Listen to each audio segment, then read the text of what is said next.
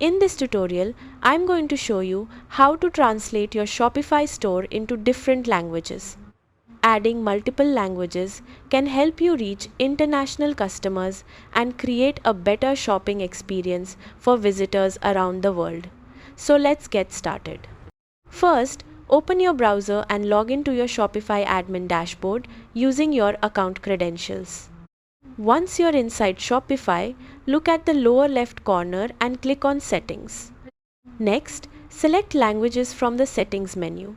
This section allows you to manage the languages available on your Shopify store.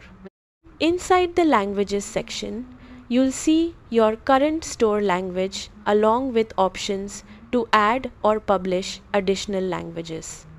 Now click Add Language or Change Default depending on what you want to do. Browse through the available language list and select the language you want to add to your Shopify store.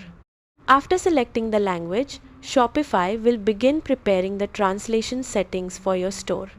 You can then manually translate important content like product titles, descriptions, menus, checkout text, and policies, or use Shopify translation apps to automate part of the process.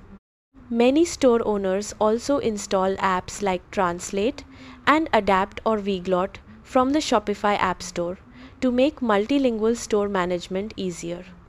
Once your translations are ready, click Publish to make the language available to your customers. Now visitors will be able to switch between languages on your Shopify store depending on the options you enabled.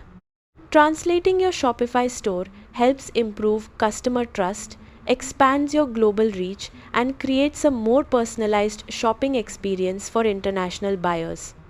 And that's it. You've successfully translated your Shopify store. Thanks for watching.